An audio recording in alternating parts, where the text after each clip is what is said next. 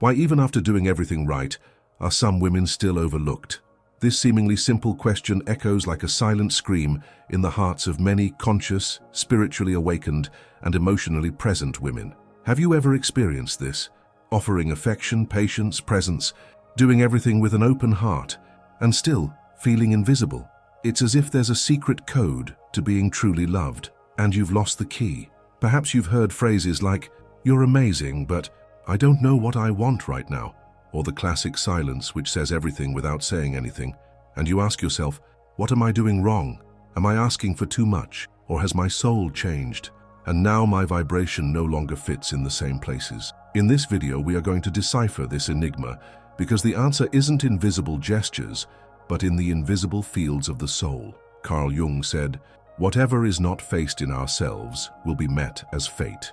Perhaps your romantic fate isn't being sabotaged, but reprogrammed by something much deeper, your spiritual awakening. You are not being rejected. You are being summoned to be who you truly are.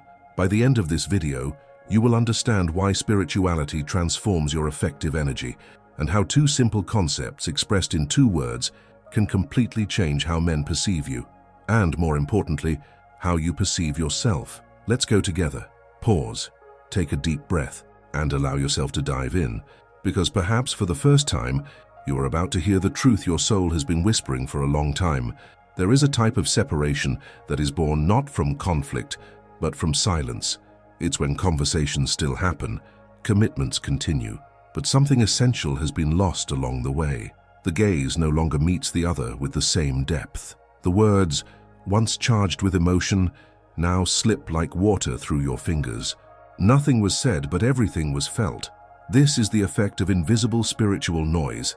When the soul evolves, in silence, it alters the vibration of who you are, and without realizing it, this begins to push away those who still vibrate on old frequencies. You haven't become cold nor distant. You have simply stopped fitting into the same molds. Carl Jung warns us, what you deny submits you. What you accept transforms you. By denying your spiritual growth to maintain a relationship, you submit to stagnation. But by accepting that your soul has changed and that some bonds break because of it, you begin to transform your romantic reality. This invisible noise isn't rejection, it's broken resonance. Like a musical instrument that has been tuned to another frequency, your presence starts to sound strange to the ears of those still living by the old sheet music. The symphony is no longer the same, and it shouldn't be. But this hurts, because you still love, you still feel, you still want, and yet you feel you've lost access, as if there's an invisible field between you and the other, a field where love no longer flows naturally. And then the inevitable question arises, is it possible to maintain a loving relationship when the soul is already in another time? The answer, like everything on the spiritual journey, requires silence and courage, because sometimes true love requires departure, not permanence. Pause, breathe, feel what these words provoke in you. Perhaps it's time to listen to your soul more attentively than ever before. From a very young age, many women learn that the secret to being loved is to behave in the right way. Be understanding, be kind, don't show anger, avoid conflict, be the one who welcomes, waits, understands. But what happens when this perfection turns into a prison? How many times have you stayed silent to avoid seeming like too much? How many times have you accepted the bare minimum for fear of losing even that? This perfect behavior is an illusion disguised as virtue, a social mask that promises love in exchange for silence, except that love fed by the denial of who you are is not love, it's an emotional contract. Jung already warned, the mask we wear for too long sticks to the face and we forget who we are behind it. And when the spiritual awakening begins, this mask starts to bother you. It itches, it tightens, and you can no longer pretend to be serene where there is a storm. The awakening woman feels with her entire body the frustration of relationships where her emotional presence is exchanged for a performance of calmness. She begins to see that what she called a relationship was often a soulless choreography, a rehearsed dance where her role was always to yield, always to wait, always to understand. But she who always understands is never understood. The good girl is valued, but she is not desired. She is chosen to be nearby, but rarely to be felt deeply. Because desire is not born from absolute calm. It is born from emotional truth. And when the soul awakens, this truth can no longer be silenced, nor disguised. Then comes the doubt. If I stop pleasing, will I be loved? If I show myself as I am, will I be accepted? These questions have no ready-made answers, but they have a direction. And the direction is always the same, inward, where the real woman lives, the one who was not born to be perfect, but whole. Have you ever noticed how sometimes the heart falls for someone who makes no rational sense? This happens because attraction isn't logical. It can't be explained with lists. It can't be organized on emotional spreadsheets. It is born in a much deeper place, the unconscious. Carl Jung reminds us, we meet our soulmate not where we choose, but where they provoke us. It is this emotional provocation, this tension that escapes reason, that ignites true desire. It is not perfect behavior that attracts. It is the authentic, emotionally alive presence that creates impact. Therefore, the more predictable you become, the less memorable you are. The problem is that for years, many women were taught to reduce their own complexity to become understandable. They were instructed to behave logically, as if logic were the path to an emotional connection. But in the unconscious, logic is irrelevant. The soul desires what touches it, what creatively disturbs it, what makes it feel alive. And that is why, in the process of awakening, many old relationships begin to crumble. They were built on strategies, not on emotional truth. You start to realize that your calmness was often disguised fear, that your sweetness was restraint, that your patience was a lack of expression. And then, something new emerges. The awareness that being desired requires emotional presence, not control.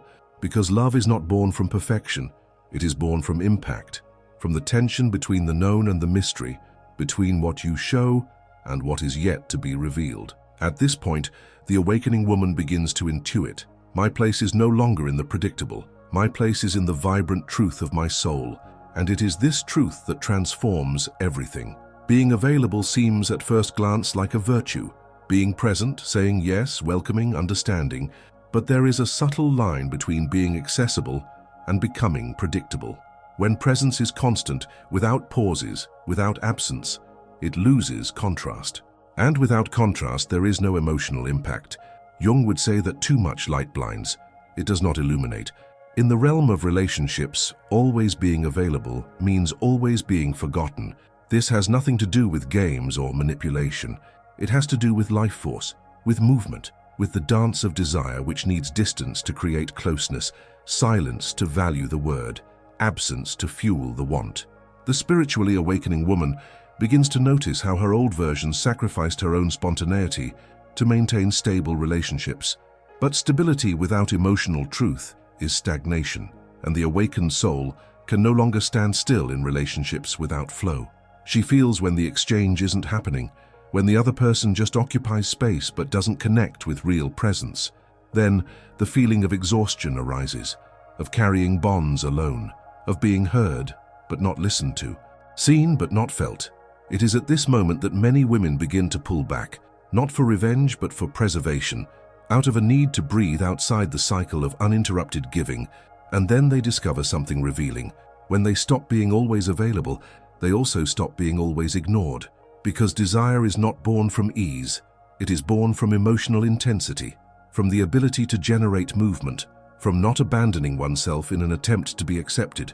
The question that remains is, in how many relationships are you still present, but emotionally absent from yourself? When this awareness arrives, the game changes, because the availability that was once a strategy now becomes a choice, and only those who truly vibrate on your frequency remain. There is something about mystery that keeps the heart in a state of vigilance, a subtle expectation, a desire that renews itself in the absence of obvious answers. Emotional tension, contrary to what many think, is not a problem. It's fuel. It keeps desire alive, awake, pulsating, and when tension is lacking, boredom remains. In love, boredom is the greatest enemy of true connection. Jung understood mystery as an essential part of the soul. The soul is fed by symbols, and symbols always contain something that escapes comprehension. In other words, the soul does not connect with what is completely clear. It desires that which challenges it, that which invites it to dive deeper. And mystery is exactly that, a call to the invisible. The spiritually awakened woman feels this call strongly. She can no longer feign serenity in relationships that no longer hold truth. She can no longer tolerate lukewarm bonds, empty conversations, absent presences, because her soul asks for authentic emotional intensity. And mystery is part of that intensity. It's not about manipulating the other. It's about not diminishing yourself. Mystery is not absence. It is depth. It is the courage not to expose everything, to keep something sacred within, to preserve one's own soul as a living, fertile territory, still under construction. And that is scary. It scares those who are used to predictability, to control, to the surface. But for those who truly feel, mystery is an irresistible invitation. The woman who carries the mystery of her own soul becomes a magnetic field, not because she hides, but because she reveals in layers, because she leaves space for the other to approach, explore, discover, and also reveal themselves. And in this movement, the intimacy that transforms is born. She feels everything. She observes, intuits, perceives the silences and gestures, but she remains quiet. The invisible woman is not the one nobody sees. She is the one who does not allow herself to be seen. For fear of rejection, she waits for the right moment, the ideal occasion, the absolute certainty that she will be well received before revealing herself. And while she waits, she goes unnoticed. In the collective unconscious, she carries the archetype of the good daughter, the woman who takes care of others, but forgets to exist emotionally. Jung said, "Whatever you do not bring to consciousness comes back to you as fate." And the fate of the invisible woman is that of non-choice. She becomes someone who is there but makes no impact, who accompanies but does not transform, who loves but does not express it. While she carefully thinks about how to show herself, other women, even with fear, have already put themselves in the game of life with emotional intensity. And intensity here is not about screaming. It is about allowing oneself to feel and be felt. Spirituality awakens this power to feel deeply. But it is not enough to feel. It is necessary to express. It is necessary to make an emotional mark in the affective field. The woman who does not show herself is not perceived, and she who is not perceived is not chosen. At this point in the journey, it is necessary to look with courage. How many times have you held back from acting for fear of bothering someone? How many times have you silenced your desire to avoid the risk of being judged? The awakened woman knows she can no longer hide behind caution. She knows her soul was not made to be discreet, and when she finally appears, whole, present, true, the world around her changes, because her energy stops begging to be accepted and starts demanding space. It is possible to be deeply admired and still not be desired. You can be recognized as intelligent, kind, mature, spiritually evolved, and still not arouse desire, because valuation happens on the rational plane, desire on the emotional one. Carl Jung said that where love reigns, there is no will to power, and where power predominates, there love is lacking. When a woman lives only to be valued, she enters a territory of controlled power. She adapts, she molds herself, she presents herself as the ideal partner. But in this movement, she loses the emotional pulse that provokes desire. Desire cannot be explained. It is visceral, and that is why many women are confused. They are praised, but not chosen. They are respected, but not felt. Spirituality awakens this perception with brutal clarity. You begin to realize that you are being recognized, but not touched, that your words are heard, but do not echo, that your presence is comfortable, but not magnetic. And then the question comes, what am I failing to express that makes me only admirable, but not desirable? The answer often lies in the fear of making an impact. Being desired requires the courage to express what you want. It requires presence. It requires emotional intensity. The woman who owns her desires with clarity and truth becomes a gravitational center. She doesn't wait to be accepted. She positions herself. She doesn't ask if she can be felt. She allows herself to feel, and in doing so invites the other to do the same. At this point in the journey, what separates valuation from desire is a simple but transformative gesture, allowing yourself to be whole, even if it disorganizes the other. Because it is in emotional disorder that true love begins to be built. Two simple words, but with a deep emotional power. I want. It's not a request. It's not a suggestion. It's not an attempt to please. It is a declaration of desire. Carl Jung said, "What you affirm becomes real. Language shapes the inner world." And in a woman's inner world, the phrase "I want" carries a transformative meaning. because it breaks with the silence of adaptation. It interrupts the cycle of passive waiting. It affirms with clarity that there is a desiring, present, active being there. For years, many women learn to disguise their wants, to say whatever, as you prefer, don't bother.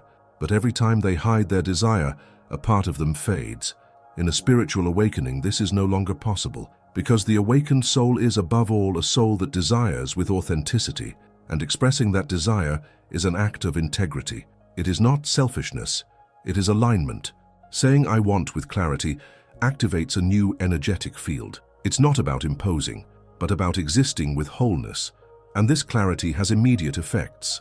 It filters out those who cannot handle presence. It attracts those who recognize the strength of authenticity. And most importantly, it transforms the very woman who utters it. The question that arises here is, how often do you say what you really want?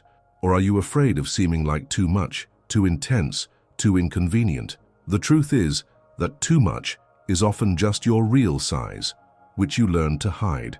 And I want is the portal to reclaim it, to reconnect with your center, to attract not through effort, but through the vibration of someone who no longer denies herself. There is a vast difference between saying, if you want, we can see each other on Friday, and stating with clarity, I want to see you on Friday. The first sentence is an insecure offer, almost a request for approval. The second is an emotional presence, an act of internal positioning.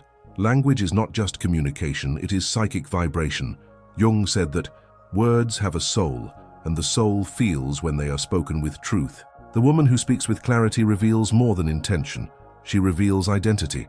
She shows that she knows what she feels, what she wants, and that she is not afraid to stand by it in front of the other. And this clarity is magnetic. It attracts not only men, but situations, experiences, and relationships that recognize its frequency. Because clear desire is not about convincing. It is about vibrating an energy that needs no justification. It replaces doubt with direction, hesitation with presence, waiting with action. But this clarity requires something profound, reconnection with one's own essence. The spiritually awakened woman realizes that her emotional language was contaminated by caution, by the fear of displeasing, by the attempt to seem nice. And when she starts speaking with truth, she feels her vibrational field reorganize. There is no more room for lukewarm relationships, for empty messages, for indecisive presences. Clarity is a natural filter, and at the same time a powerful invitation. Therefore, the question that remains is, does your language express what you truly feel, or do you still measure your words for fear of being rejected? When fear is greater than desire, desire hides. But when desire becomes greater than fear, it transforms everything. And that transformation begins with two words, I want. It's not enough to say I want. The body needs to say it too. Words without a body are just sounds. But when the gaze holds what is said, when the tone of voice vibrates with conviction, when the posture reveals presence, the truth becomes irresistible. The body is the extension of the soul. Carl Jung said, the body is the stage where the unconscious plays out its drama, and on this stage coherence is everything. When there is a misalignment between what is said and what is physically expressed, the other person feels it. They may not understand it rationally, but something disconnects them. The non-verbal language belies the speech. The spiritually awakened woman begins to perceive where her rupture lies. She notices when she smiles, trying to be pleasant, but her eyes reveal exhaustion. When she says everything is fine, but her stiff body betrays tension. This awakening is subtle and transformative, because she understands that it's not about faking confidence, but about reconnecting soul and body, making the body a channel for inner truth. And this alignment changes everything. The way she enters a room, how she is perceived, how she makes an impact. Presence is more powerful than beauty, and presence comes from integration. When a woman allows herself to feel and express her emotional energy without filters, her field expands, and this field communicates even before speech. At this point, the essential question is your body saying the same thing as your soul, or are there parts of you still asking for permission to exist? The answer is not in the mirror. It is in the courage to inhabit yourself completely, because when body and soul speak the same truth, it is impossible not to be perceived. Desire without movement is an unlived dream. A word without a gesture is an intention without roots. The soul may want intensely, But if the body doesn't act, reality doesn't change. Spirituality is not passive contemplation, it is a creative impulse. It is the moment when consciousness stops merely understanding and starts to embody. Carl Jung stated, "You do not become enlightened by imagining figures of light, but by making the darkness conscious." To make conscious is to act. It is to allow inner desire to find a way to express itself in the outer world. The awakened woman begins to feel this call. She realizes she can no longer just wait. That waiting no longer protects her. It paralyzes her. That not acting to avoid bothering others is, in fact, excluding herself from her own story. And then something changes. She begins to take a stand, to send the message, to schedule the meeting, to say what she feels, to end what no longer makes sense. This action does not come from the ego, but from the soul. It is not a demand. It is an expression. She understands that men and relationships do not connect with promises, but with active emotional presence, with someone who not only feels, but moves from what she feels. And this movement reorganizes everything, because it challenges the affective field. It shows the other that there is someone there who manifests with truth and who does not hold back out of fear. The question that echoes here is, how many times have you held back from acting to avoid seeming inconvenient? And how many connections have you lost by not putting yourself in motion? The awakened soul does not wait to be chosen. She chooses herself, and in doing so she changes the frequency of everything around her. The awakening woman feels, ever more strongly, the presence of something invisible holding her back, a lump in her throat, a hesitation before taking a stand, a contained impulse at the exact moment she should act. This break has a name, shadow. Jung called shadow everything we reject in ourselves, and therefore relegate to the unconscious. But what is repressed does not disappear. It acts in silence, sabotaging decisions, undermining self-confidence, suffocating desire. The fear of rejection is one of the most universal shadows. It is born from the primitive need for belonging, to be accepted, to not be abandoned. But the awakened woman discovers that, to belong to herself, she will have to face this fear, not eliminate it, not overcome it, but embrace it, and yet continue. Jung said, "The meeting with one's own shadow is the most difficult initiation for anyone who wishes to be whole." And that is exactly it. Facing the fear of rejection is an initiation, a rite of passage, because when you act despite the fear, something reorganizes in your psychic field. You prove to yourself that you are no longer under the dominion of the old child who begged for love. You become a woman, whole, responsible for herself. The woman who embraces her shadow does not become cold, she becomes free. And this freedom is magnetic. She does not beg for space. She is the space. She does not beg for attention. She is presence. She does not fear rejection, because she knows her soul was not made to fit in every place. At this stage, the love she attracts is different, because it is no longer born from neediness, but from completeness.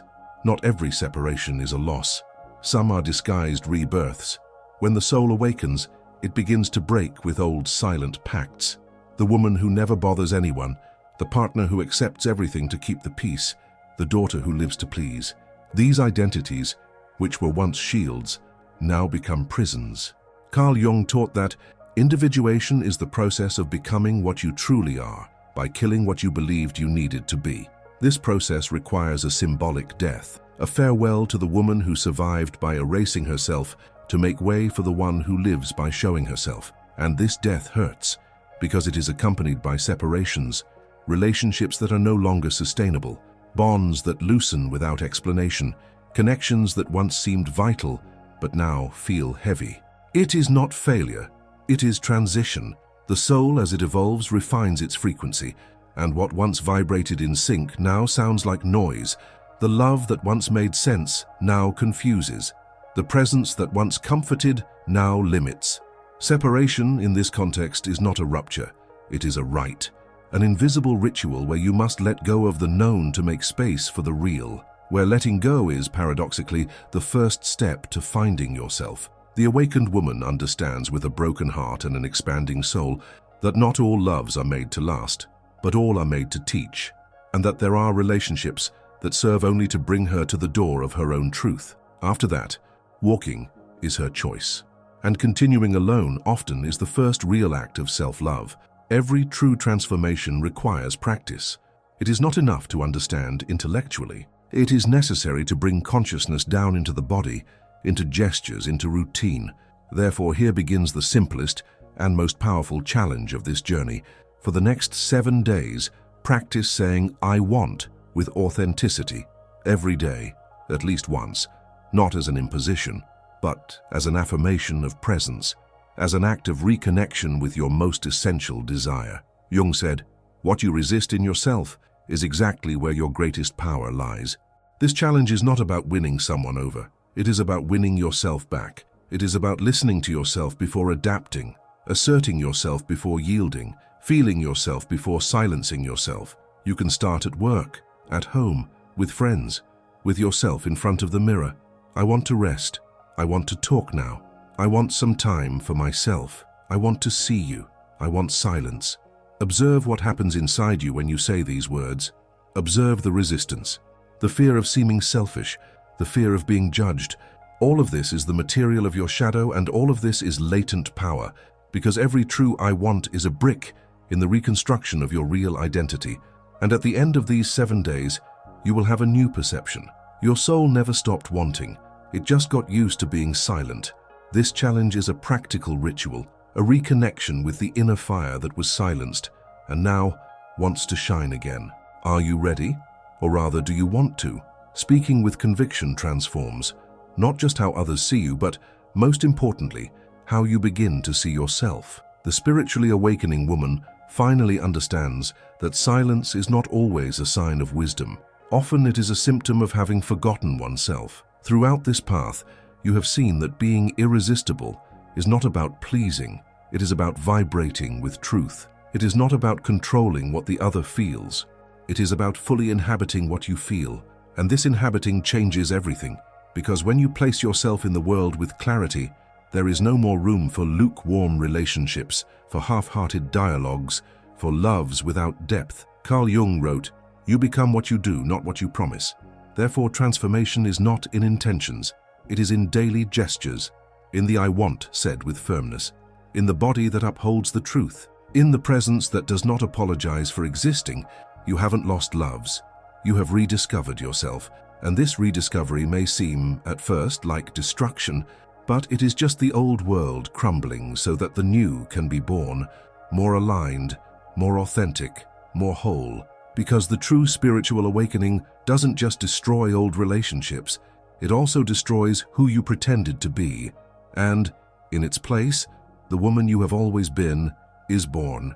If this journey has touched your soul, share it with someone who also needs to remember their own power. Subscribe to the channel, activate notifications, and keep walking with awareness, presence, and clear desire. Because your soul did not come here to be invisible. It came here to be felt, whole, authentic, irresistible.